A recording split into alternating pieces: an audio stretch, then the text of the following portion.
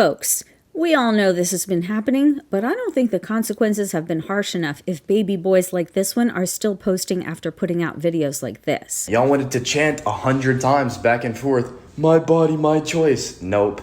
Your body, my choice. Cry about it, libs. Look how I'm living, and look how you are about to live. I'm very glad that I have money. I don't want my girlfriend or wife to ever look like these women, and they definitely won't. Right. So meet Hudson Cooper. Clearly a very broken, very radicalized baby boy who thinks he's so safe and cozy in patriarchy, he can broadcast to the world the violent crime he intends to commit. He goes on. Man, I have nothing against women, but this is their karma. Yeah. Well, let's get the obvious out of the way, okay? Aside from the unfortunate center part haircut, let's just acknowledge that Huddy is a boy, not a man. I'd guess he's maybe 20, with a developmental age between 16 and 17. Trust me, Huddy's got a closet full of Lego he still plays with.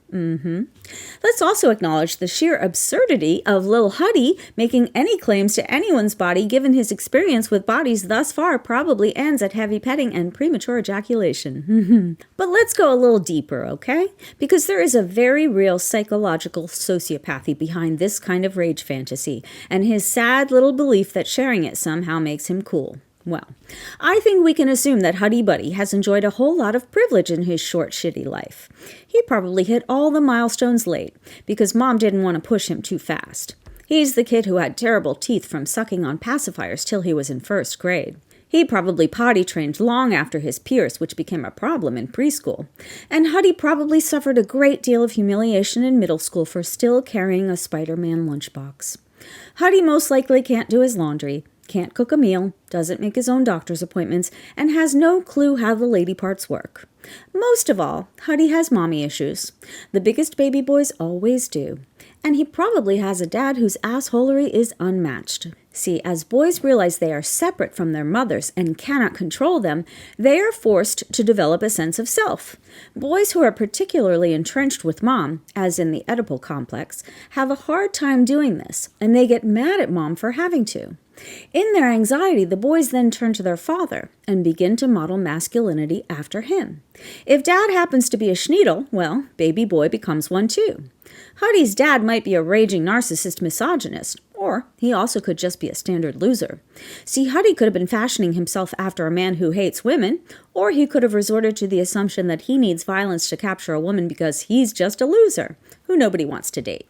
Well, according to Huddy, he's rich, so he probably thinks he gets to act however he likes, and as long as he can buy the company of a well-made-up girl, he's winning. Yeah, Hudson wouldn't know a relationship if it smacked him in the face.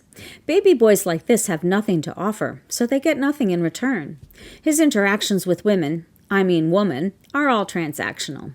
And no doubt his massive inferiority complex probably attracts women who think so little of themselves, they settle for a guy who can pay for dinner, even if he's as insufferable as Huddy Boy. Well, Huddy went on to say liberal women are ugly and he would go to Europe to find a girlfriend or a wife because the women here are disgusting. Translation, Huddy's having a hard time buying a girl, and he heard there's a lot more of them for sale in Amsterdam. Yeah, well, Huddy's still on the internet. He's giving folks advice on how to make money. He is. No word on whether he's still broadcasting the violent crimes he intends to commit.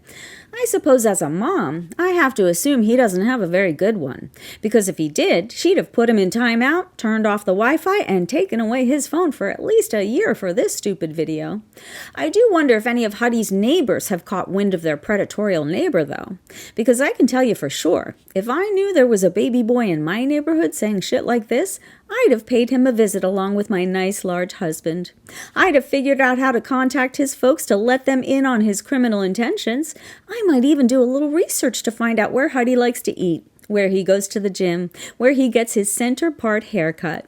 You know, just to make sure the women in those spaces and the men who care about women know exactly what Huddy claims to be capable of. Yeah, I think that would be my choice, 'cause I think babies like Huddy should be made aware of the consequences of their choices. You know, since the essay Huddy intends to commit is a lifelong sentence for a woman, I think Huddy's body could benefit from an equally uncomfortable length of torment. I do. Well, Huddy, have the life and the loneliness you deserve.